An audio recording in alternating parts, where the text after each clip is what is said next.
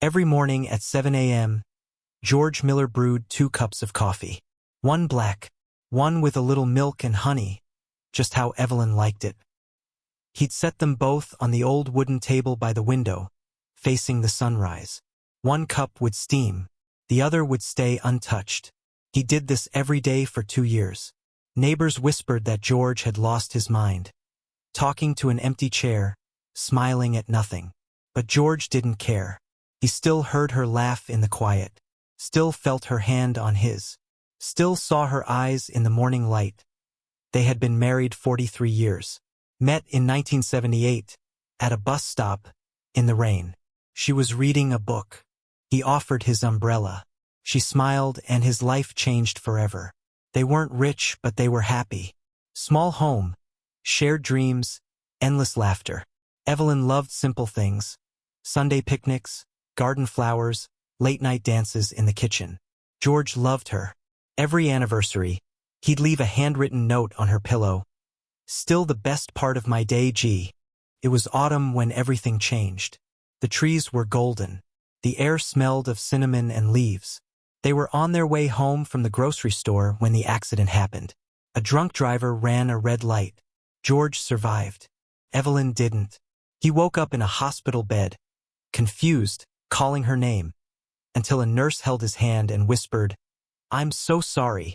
The world fell silent that day. He stopped playing music, stopped laughing, stopped living, but kept existing.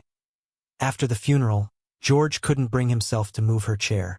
Every morning he'd set the table for 2, out of habit, out of love, out of pain. Sometimes he'd talk to her as if she were still there. "You'd tell me to fix that garden fence, wouldn't you? Still think I can't cook, huh?" He'd laugh softly, then go quiet. Friends tried to visit, but grief has a way of building invisible walls. George's world became smaller, just the table, the chair, and the memory of her smile. One afternoon, while cleaning the attic, George found a dusty old box labeled, "For George, open when you need me most." His hands trembled as he opened it. Inside was a stack of letters, one for every occasion. For when you're lonely, for when you miss me, for when you stop smiling. He opened the first one. "My love, if you're reading this, it means I couldn't stay long enough to say goodbye properly. But please promise me one thing: don't let the chair beside you stay empty forever. I was your life for a long time, but life is still waiting for you. Smile again, dance again, live again. For both of us. Love, Evelyn." The tears came silently, and for the first time in 2 years, George didn't make 2 cups of coffee the next morning. He made one, and then took a walk outside. Over the next weeks, George started to live again, slowly, awkwardly. He planted a rose bush in the garden, where Evelyn used to sit. Every flower that bloomed, he whispered to it softly, "She would have loved you." One day, a young widow from the neighborhood, Anna, stopped by to ask about his garden. They talked for an hour, then 2. Then they started having coffee together at the same table beside the same sunrise. He never tried to replace Evelyn, and Anna never tried to fill that space. But they shared stories, laughter, and healing. Over the next weeks, George started to live again, slowly, awkwardly. He planted a rose bush in the garden, where Evelyn used to sit. Every flower that bloomed, he whispered to it softly, "She would have loved you." One day, a young widow from the neighborhood, Anna, stopped by to ask about his garden. They talked for an hour, then 2.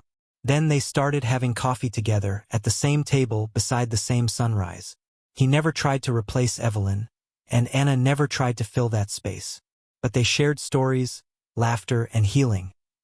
Years later, when George himself grew frail, he wrote a letter and placed it inside that same box. "My dearest Evelyn, you were right. The chair didn't stay empty forever. You sent someone kind to remind me that love doesn't end when life does. It just changes its shape. I've lived, I've laughed, I've remembered you every day. And now, my love, I'm coming home. Gee." That night, as the sun set beyond the horizon, George closed his eyes peacefully, the way people do when they've finally found their missing half. Love doesn't die. It lives in the quiet things. A chair, a song, a sunrise. So when you lose someone, don't close your heart. Because sometimes, they've left you love disguised as life, waiting to be lived again.